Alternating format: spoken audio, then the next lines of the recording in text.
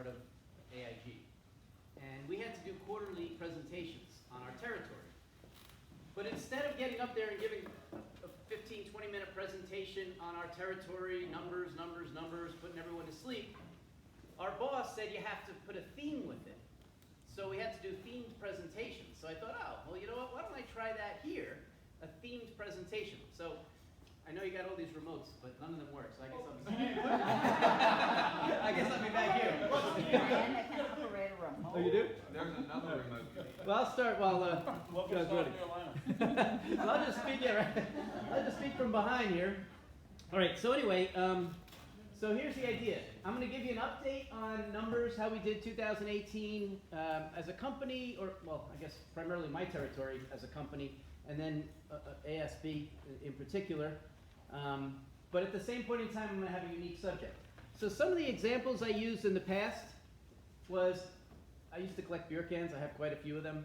So I have different beer cans, and my presentation, you think it'll work? Did you drink them all? No, actually my father did. I collected when I was in the 7th and 8th grade. But yeah, he drank some really bad beer. The worst. Yeah, well, the worst was Hoppengator. Has anyone even heard of Hoppengator? You've heard of Hoppengator? Oh, it was his worst. I almost had to stop collecting because of that beer. But anyway, so the idea was different cans, different collections, different sizes, and I related that to my territory. One last example was my two daughters. I dressed one as a detective, and the other one as a police officer, and we went on a hunt for the missing numbers. And of course, as we found numbers, those were the numbers of the different accounts that I had. Now, my oldest is getting married in June, and my youngest is a sophomore in college, so it's been quite a while ago. But they were excellent actresses. Okay, so I put this presentation together, how to make wine and retire comfortably. And I actually did it for a few agents. It's a general idea of how to plan for retirement, but it's also on how to make wine. And it was very successful. I had great crowds, and the agents that I've done it for have walked away with sales on it. So I thought, geez, why not do that with this group? So how to make wine and strengthen our relationship. So we're going to learn two things. One is the numbers, and two is how to make wine. So of course, my first question is, anybody like wine? Oh, well, that's a good start. Anybody ever make wine? You made wine? Okay. Usually I get one or two. All right. Well, here we go. Well, there you go. All right. So you know my name, National Sales Manager for Anaco. So I'm also president of the American Wine Society in Sussex, New Jersey chapter. Actually, tonight is one of my meetings. We have monthly meetings. Of course, I'm not going to be there, but I have a friend running it for me. And I'm also an award-winning amateur winemaker since 1997. So, Did you bring samples? I actually do have some in the car, but I didn't know, how many guys up there. So I didn't want to bring it in, but we can go drink it in the parking lot. Those of us who Take a little nip in the car. That's true, yeah. It's a popcorn bar, though. But anyway, oh, does that go back there? So, history. I wonder if I could turn. So now I got my head backwards. So anyway, a little history about wine. This is primarily for the United States. So 6001 BC was the first vineyard in Republic of Georgia. But it was 1562 where we had the first vineyard in the United States, in Jacksonville, Florida.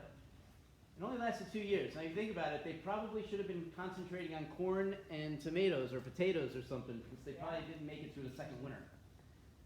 1619, the French started planting grapes in Virginia. Now, I don't know last time you've been in Virginia, but they're pushing almost 300 vineyards now. President Obama changed the national laws, which made it easier for states to create this commerce. And so Virginia has a lot of wineries right now. 1785, Thomas Jefferson attempts to make a Bordeaux. And just so you know, he failed miserably. And if he was here today, he would agree with me. He never was able to figure it out. 1805, the Franciscan monks went up to Sonoma Valley. So that's finally when California started making wine. It wasn't until 1805. So history of Anaco. 1905, Mr. Moody started American National in Galveston, Texas. 1911, we paid our first dividend, and we haven't missed a dividend payment since. It's a pretty solid, right around 3.5–4% dividend. The stock over the last 3 months has gone up considerably. I don't know if you've been following our stock, but it's usually a pretty level stock, but a solid dividend. Now all of a sudden it's a growth stock. Go figure. I don't know. Maybe it's my great presentations. 1959, we hit $5 billion in life insurance. 2017, over $100 billion in life insurance. And the final, or second to last point is pretty important. Over 75 years with an A rating. Now think about what our country went through for us to hold an A rating for 75 years. So it just screams safety when it comes to that. Mr. Moody always wanted a small company. Right now it's teetering on mid-sized insurance company. But either way, very cash rich, way more than we're required to keep. And then finally, Forbes said top 50 American most trustworthy financial companies. So there you go. All right, know the end goal. Planning your wine. So the first thing you need to know, white or red? Red. Okay. I would agree, but that wasn't a question. Thinking out loud again. Thinking out loud again. Internal. Heavy oak flavor or a light and crispy wine, and then a fruit forward or a drier wine. So that's the first thing you need to plan. Now mine is a full body dry red blend. That's sort of what I look to go for, more like a Bordeaux type wine. To do a nice red wine, it's very hard to find grapes on the East Coast. It's because of the season and the soil and other factors. So I actually ship my grapes in from California. This is part of the shipment. This is a hobby that got out of hand. I make about 200. I bring in 200 cases, which is about 500 gallons, which equates to about 2,300 bottles of wine each year. All done in my basement. And other than the fruit flies. But that's how they come in, 36 pounds per case, so they don't squash the grapes. You must have great parties. Parties? Yeah. How do you go backwards? Oh, yeah, go backwards. Yeah. I try, yeah. I actually have a bar in my basement as well. My wife's Irish. I married an Irish girl so that she'd drink beer and leave my wine alone. Now she drinks wine. So we have an Irish pub, next to it a wine cellar that now I have to keep locked. But anyway, my numbers for 2018. Now I came in halfway through 16, but you can see we're 16 to 17 in life, 35% increase, then 17 to 18, 30% increase, and just like every good company, when it comes to salespeople, instead of saying great job, they just quadrupled my goal or more. So now 300% increase for 2019 when it comes to life insurance. Great job. Now a little bit of a secret on this. I don't know if I'm supposed to be sharing this, but my boss's boss, who covers obviously the whole country, all different divisions, my company decided not to pay him on the annuity business, only pay him on the life insurance business. So you can see now why our goal for life insurance went up so much, because that's how he's getting paid. But it is the core, obviously, of any insurance company, so it does make sense. On the annuity side, you can see there also 25% increase. In 2018, I had a little bit of a decrease, actually. Those of you who are looking at our numbers or sell fixed annuities, our rates dropped in June, a little bit considerably. We were hitting our goal. We were going to hit our goal way before the end of the year. And one of the things with insurance companies and fixed annuities is it's very capital intensive. So you hit a number. If you hit it in June, you're out of business for the rest of the year. So insurance companies try to plan that so that the goal is hit pretty much at the end of the year. So we had to pull the brakes on, which affected our sales. Our new year, 2019, new goals. We're trying to do another $1.4 to $1.6 billion in fixed annuity business. So my rates are really great again, and sales are back up again. So anyway, my goal there for annuities is $75 million. So there's my goals. Importance of a process. There's 4 steps: crush, destem, press, rack, and then finally bottle. Now this little clip here was sent to me by my daughter when she was 11 years old. She said, "Mom, Dad, I saw this and I thought of you." I don't know if that's pretty good parenting, but there you go. That's what you thought of me. Too many nights in the hot tub. Yeah, that's true. All right, so there's our 4 processes that we'll go through. When it comes to the growth, now this is specific to American Senior Benefits. 2016, well, that's when I first came on board. It took them a couple of months to train me on how to read the reports, so I don't have the reports. So I don't know what I did in 16. But anyway, 2017, you can see, and then 18, we had an 80% increase in our life insurance business, so thank you for that greatly. And then 20% increase in the annuity business as well. So, yeah, once again, thanks. I put up here a list of agents who did life business, and the bottom, the one guy who did annuity. It's South Carolina ASB agents. My company doesn't split up where office you guys are from, so I apologize if there's people up there that aren't actually from this location. Everyone's from here. Yep. So there you go. So, wow, that's great. Except for the bottom one. No, that's our case. East Cambridge. Oh, That's yeah, Cambridge. that's Cambridge, yeah. Yeah, oh, he's part of your group too. Excellent. So, I just have to recognize, is Sean here, by the way? Just want to recognize you. Thank you. I appreciate your business. Thank you. While I'm on this slide, is there anything else or anything that my company can do or I can do or any ideas I could bring back to my company to make us better? Yes. I'm Mike Castle, nice to meet you, I'm the owner of the agency. Oh, yes. Nice to meet you.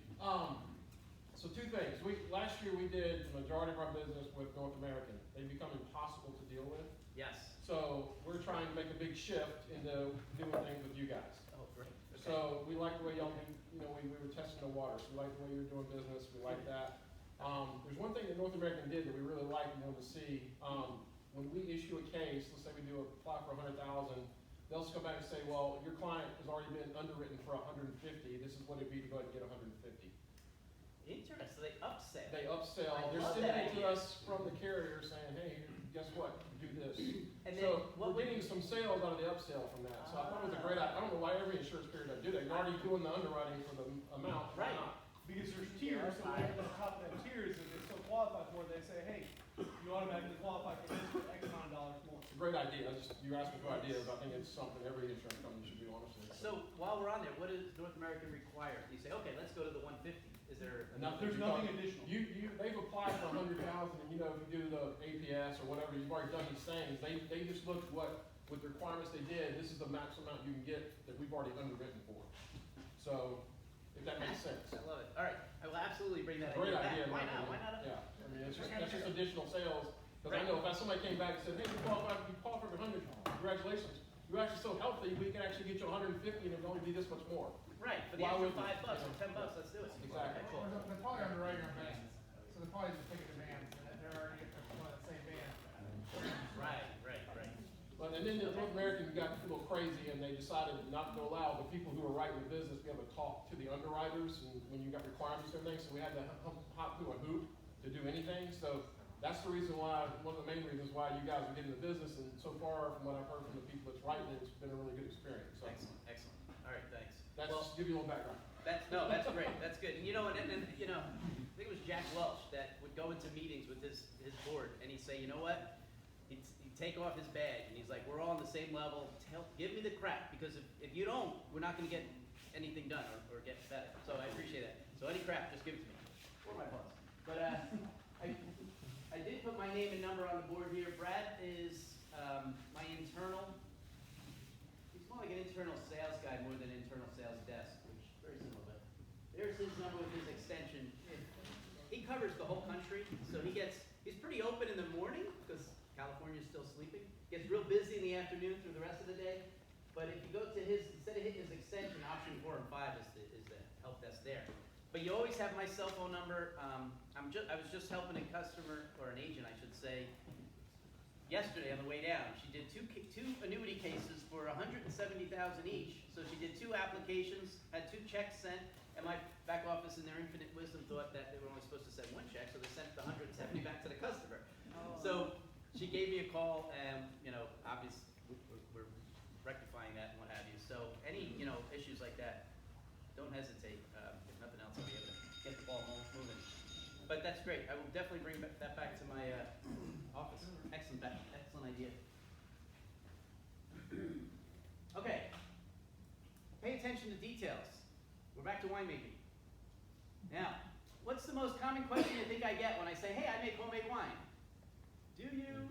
Stop the break. There you go. Like I Love Lucy. Yeah, there we go. This machine replaces I Love Lucy. So we're not using my feet, more importantly, my friend's feet who come and help me make wine. So this is a $750 machine that we use for 40 minutes and put it away for the year, but it's well worth it. This is a crusher destemmer. Does this have a? Oh, it does. Cool. Sorry. Anyway, so here's how you do it. You pour the grapes into the top here. In the bottom, there's an auger that brings the grapes this way. Behind here is 2 cylinders that are spaced apart slightly, so the grapes fall through and they break the skin, and then the grapes themselves fall down through the chute here into the buckets. The stems detach from the grapes, and in here, there's another auger that goes this way that brings the stems only into this barrel here, which we discard. So when you're making grapes, you don't want the stems in there when it's fermenting. It makes it a bitter type wine. Doesn't it also make methanol? Yeah, it probably would, right? Yeah, it probably would. So there you go. So now you're That's right. big reason to get it out, so you'll make poison. So you don't make poison. I know when I make my grappa, I make sure that I distill the ethanol out. So. That's probably peach brandy. A lot of times when we made peach brandy, they leave pits in there. Oh, really? Okay. And it comes out about 10% methanol. Which is yeah, Not not good. good to drink. No. So we separate the stems, and we get the juice, and we put it into our fermenting barrels. So there's all the skins, the pulp, the seeds. Can't do much about the seeds in this case. And at this stage, what we have to do is balance it. So when a grape is growing on the vine, it starts out very acidic and very low in sugar. And then as it matures, the acid goes down and the sugar level goes up. And somewhere along that point is the perfect time to make wine. Well, when you're doing it this way, and even the vineyards themselves, you got to pick it before the rain comes, and there's certain parameters that you have to get the grapes out when you get the grapes out. So what you do is at this stage, you measure. And if it's low in acid, you add acid. If it's low in sugar, you add sugar. So you balance it. So we balance it. At that point, then we add the yeast, and it takes about 10 days, 7 to 10 days for the yeast to eat the sugar and convert it to alcohol. Since I have my friends coming over to help me, I do that in a 1-week process, pretty much.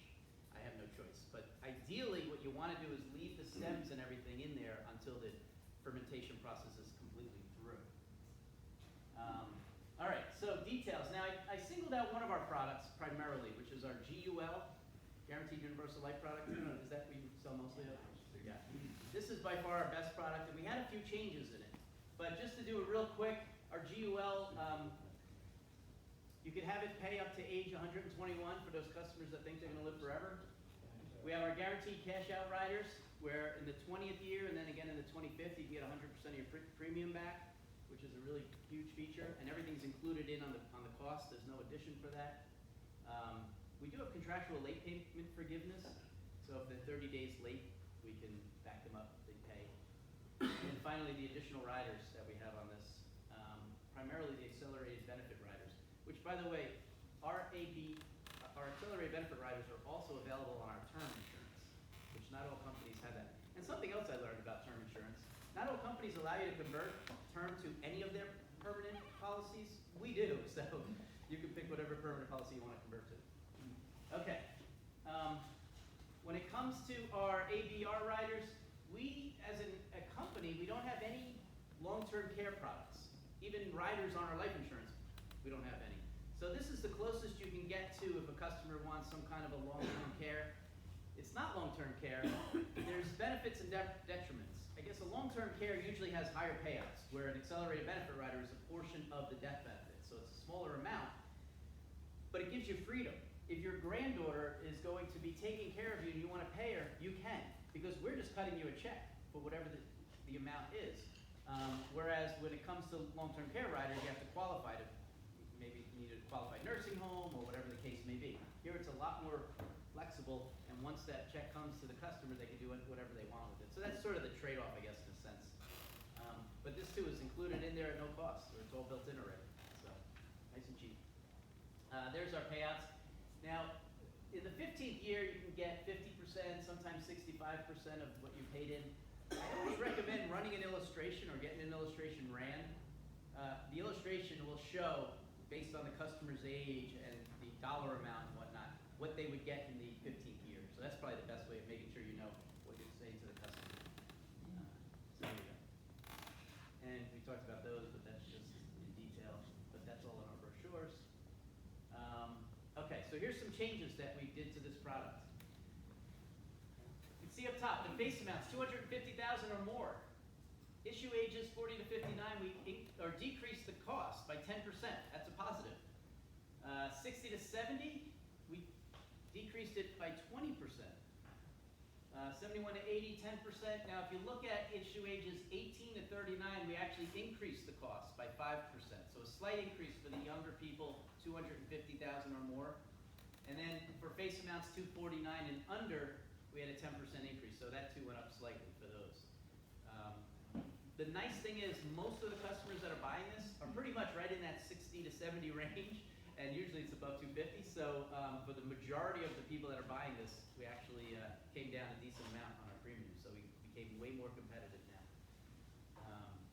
And that's, I'll tell you, not to digress, but one of the things about this company, as opposed to other companies I worked for, it's not just the whip to say, hey, go out there and sell more life insurance. It's go out there and sell more life insurance. And by the way, we made our product better to help you as well.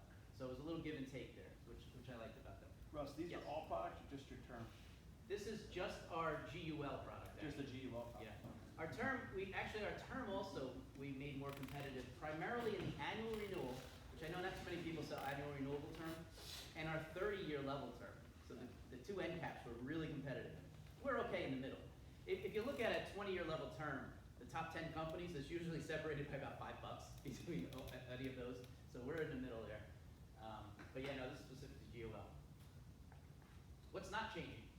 Commission, target premium, product features and riders are all the same, and competitive short pay scenarios. Let me take 2 seconds on the short pay scenario. It's a benefit to this product, but it's not really in our brochures or what have you. So I'm hoping you know about it, but you might not. But we could short pay this GUL. The GUL is set up to be a lifetime level term policy, is basically what it does. Pay the premium till you're 121, it's never going to change. It's not like a 20-year level term where you get to the 21st year and you can't afford it anymore. This is level forever. We can also shorten it.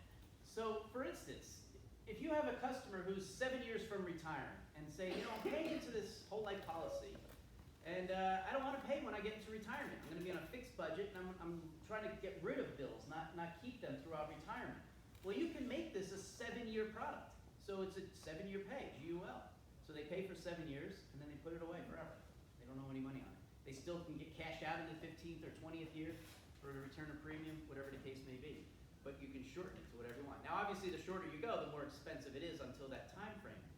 But I just had a case where a customer did have a whole life. So we did a 1035 exchange into this product, which because it came with cash, lowered their premium for the 7 years. So it was very affordable for the 7 years. And then at 7 years, he retires and this is paid up. Put it in the safe. It'll never expire. So it's a neat little idea, and especially for customers that have policies, we can run illustrations and see if it makes sense. I wouldn't go, we could actually go as short as 3 years on this product. Theoretically, we can go as short as 1 year, but it could mech. It probably will mech. So that's probably not what you want to do. 3 years is expensive. The shorter the years, the more expensive price-wise for the value of the product. So I would recommend staying above 5 years or right around 5 or more. Any shorter than that, and it's getting real expensive for the insurance part of it. So just keep that in mind. All right, protected solutions. So a week goes by, and now it's time to squeeze the grapes. So we use the press here, and we press out all the juice out of there. Here we're separating the skins, we're separating the seeds, which is an important thing to get out of, into the buckets, and then we're going to store it into the barrels. Now there's 3 basic ways of storing wine when you're waiting for it to mature. The first is what we call a carboy in the business, but it's 5-gallon jug basically, glass jug. You don't want air to get to the wine in this stage while it's going through its final process. So what you need to do is fill it. That's why the neck is very small. You fill it all the way up, and then you let it sit, and all the sediment starts falling down to the bottom. The most popular that we all know is oak barrels. Now oak barrels, I do make some of my wine in oak, but most of it in the stainless. The oak barrel wine does come out a little bit better, but oak barrels are very heavy. They go bad, and American oak, which is the cheapest, is about $350 a barrel. So it's quite expensive. And my friends that help me, well, they go home after we're done, and so it's me lugging this heavy thing around trying to clean it and whatnot. So we do that for a little bit. I actually have two clubs. One is with my neighbor and myself and his friend, who we live local, and then the large club is with everybody else. Well, the large club, we went to stainless. Stainless obviously lasts forever. You can clean it. You don't have to worry about it. Inside the stainless is a floating cover. So the cover, it's a metal cover that has an inner tube around it that you pump up, and the inner tube expands and it seals it up. So it floats on top of the wine and then it seals up. So that's how we're able to get all the air out of here so that it doesn't have any air. So those are the three ways. Now, of course, how do you get the oak flavor? Well, the barrel's easy, but this glass and the stainless, what you would do is you'd add oak chips. And we do a racking process, which I'll talk about in a minute. And that's when we determine how much oak flavor we want, depending on how much we add. So I put up here a list of all our products, and I actually have 15 folders or so. It's probably not enough for everybody, but you could always go on our website and get all of our brochures, where most people do. So I brought a few. Some people like hard copies, but if not, you could always go on our website. I'm not going to run through all our products. I'm going to go through this real quick, though. So we have our pension department. Aneco became pretty well known across the country due to our pension department. But I pretty much bird dog that. If someone has a case where you have a pension, I recommend you call our back office. We have experts back there, and they'll talk you through it, build a plan, and even be on the phone to help you sell it. So it's pretty much a referral to the pension department. Our annuities, we have 4 basic annuities. Each one has a benefit. Our Palladium multi-year guarantee right now is our hottest seller. Our 5-year is at $435 in the first year, and then $335 years 2 through 5, guaranteed for 5 years. It's technically a 10-year fixed annuity, but it has a 30-day window at the end of 5 years where you can break it without penalty. So that gives a yield of 3.55. So to be able to offer a customer 3.55 a year for 5 years, and then we have that 30-day window where we can move it to something else is very appealing. If you miss that 30-day window, it's annual renewal for the remaining 5 years. You don't get another window. So, tickler, big tickler system.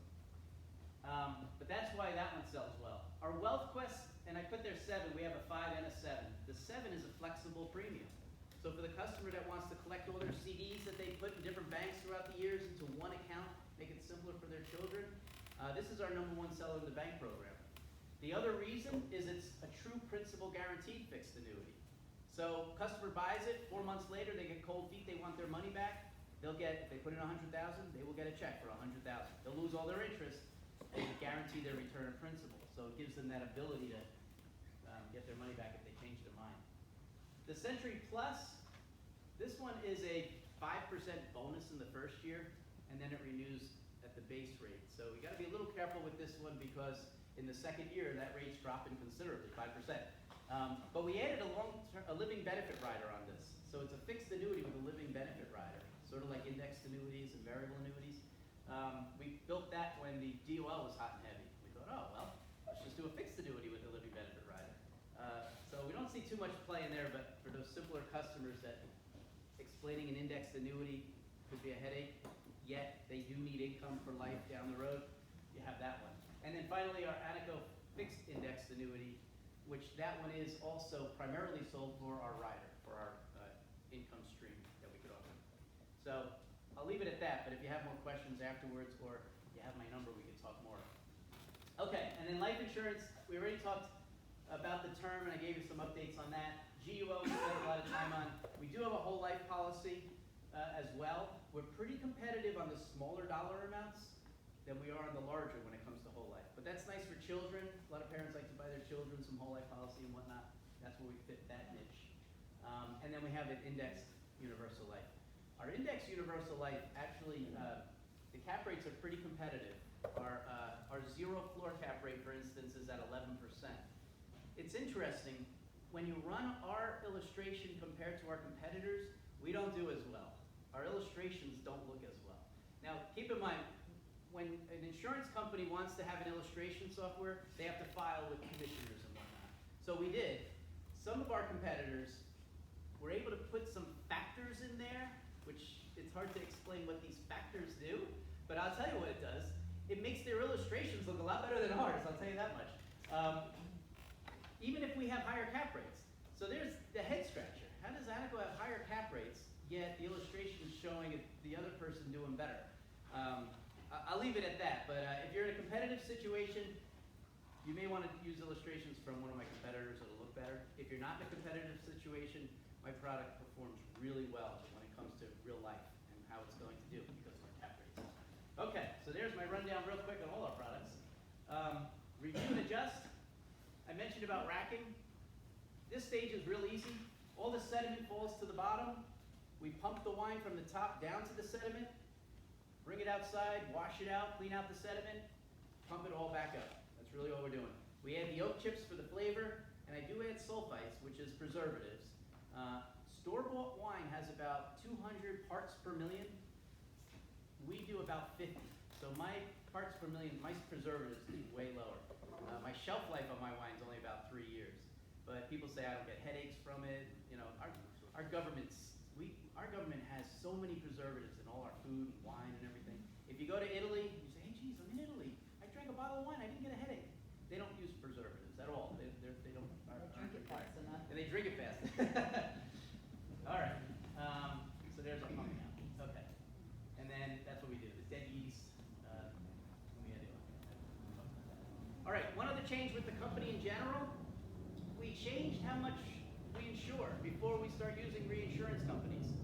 So, for instance, 0 to 75, we now insure in-house up to $5 million. After $5 million, we use reinsurance companies. We have signing up to $20 million, and then from above that, we'll go up to $50 million without exception. Although we had cases over $50 million on those very wealthy customers that want that much insurance. So I know those cases probably don't come up too often. I do have one office in New York. Different company, but their smallest case is like 20 million. I'm like, oh. So there we go. Shows my smallest case. Now this is a busy slide, but the only thing I wanted to point out here is the insurance company on the top. Can anyone read that? Oh yeah, American. Well, anyway, no bragging. But we did reprice our product. We're very competitive. Okay. Filling the goals, obviously you have to fill bottles. Filling 2,300 bottles this way, I'd still be in my basement filling bottles. So I do have a system where I pump the wine to my upper deck. I should have a picture of that in here. And then it goes through tubes, and I have all the tubes under with a table, and everyone gets their own little filling tube, and they fill their bottle, and they slide it to the next group, and the next group takes it, and they put it in the corking machine, they cork it, and then they pass it to the next group, and they put it into a box. So we actually get through the 2,300 bottles in about 4.5 hours or so. And that includes drinking along the way. So. Are they filled all the way? The later the time, the slower the production. You're right. Well, right. We're not giving that up. Yeah, they're filled exactly right, or I go and yell at them. When you fill a wine bottle, you need that air pocket, because it's liquid. So if it heats and cools and there's no air to, almost like a shock, it'll push the cork out or explode the bottle. Well, I was thinking it'd be less than two. What's that? Oh yeah, right. That's my job. Make sure they're filled the right way. All right. So sales ideas. In lieu of time, I'm not going to go through these, but I think my next time I come will be on sales ideas, case studies, specifically to what I've seen in the field and what we have. Annuitizing IRAs, pension maximization, dollar cost averaging in a rising rate environment, and then in-field visits. The only one that I'll speak briefly about, because I was thinking about this myself, is pension maximization. So a lot of people that have variable annuities with living benefit riders, well, what that is, in essence, as we know, is a self-directed pension. It's a pension that the customer created as opposed to the company that they're working for. So keep that in mind when you're talking to them about pension maximization. I did this with mine. When I left AIG, I moved my money into a good portion of it into a variable annuity with a living benefit rider based on one life. And I said to my wife, if I die and I live long enough to empty the annuity out, your income stops and there's no money left. And she wasn't too happy with me. So when she stopped throwing my wine at me, I said, but hun, that's why the life insurance is there. So I die, the money's gone here, but you're gonna get this huge check tax-free to replace the income. But in the interim, while I'm alive, we're getting a higher payout. So she liked that. She started talking to me again. So all is good there. But so keep that in mind as well. So I usually drive through about every 6 months. That's pretty normal with wholesalers? Like, here? How often do you guys have this come by? Okay. So we'll keep that up, and I'll talk with John, set it up again. I have my information on the board. If you ever do want to make wine, New Jersey has schools. I don't see any down here that much. But you can also buy the juice. Now the juice comes heavily sulfited, that preservatives I mentioned, because they don't want that juice to start turning into wine in their store. So just keep that in mind if you ever decide to do that at home. Or you can buy the equipment and do it yourself. It's about $3,500 for the equipment to make, you know, so the amount of wine I made, so cheap. 2 life sales. So there we go. There's the 3 processes. Questions for me? Dude, that pension department, is Sorry, that I'm not specific? sure about that. The pension department, is that specifically for pension maximization, or is that what The you were talking? Okay, yeah, let me explain a little more. Good point. I did go pretty briefly over that.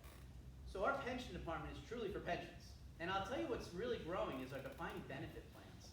They sort of went out of favor for many years, but now these small companies are using life insurance and fixed annuities, a combination of life insurance and fixed annuities, to create a defined benefit plan for themselves. Usually it's for small mom and pop shops. But we do everything there, from 401k plans, SEPs, KIOs. So to answer your question, no, that would be our department, just a pension max. But the actual pensions to build, they would be able to help us with. There's a request for proposal. Fill out all the information. There's a questionnaire for the customer. Do you want to maximize how much money you put in without maximizing how much you put in for your employees? That's mostly the case. But some mom and pop shops are like, no, I don't care about me. I want to maximize how much my kids can put in. So all those questions are answered. We come back and say, hey, a KIO is perfect for your customer, or a 401k, or you know, whatever the plan is, and then we'll build it for you. So that's our pension department. Yep. Yes. Do you do group insurance, like Blissful Insurance and groups? We do. Yeah, we do. Yeah, I should have put that up there too. We do group insurance. Our group insurance, you could either use term or our GUL, which is nice. 10 employees or more. We do list bill there. We do list bill. The one thing we don't do is guarantee insurance. So there is some underwriting. It's the short form, and we only offer standard or worse, I guess. So we try our best just to use MIB and prescription. But there are a few cases where we may ask for more. So there is an actual underwriting process being done. So it's not guaranteed issue. The flip side to that, of course, is that any customer that leaves takes it with them if they want to. So it's not, they don't lose it if they leave. But yeah, we absolutely do. Yep. And, That was the same question. same question. So there you go. All right, I am done. Oh, disclosure is very important. Who wants to read? No. Kidding. Thank you for your time. I will see you in June. I'll leave that up. I As do have mentioned- one question. Oh, you do, yes. Yeah, on a child term Yes. rider, can it convert when they turn 18 to a whole? You can, yes. That's correct. They can convert it down the road. Yep. We get wine? Want to taste the wine? I have it in my car if anyone wants to, He can drive it sample. My, Well, I'll tell you what, meeting's over, but I'm gonna bring in some wine. I'll meet you at the bar if anyone's interested. Must be booked up before you try the wine.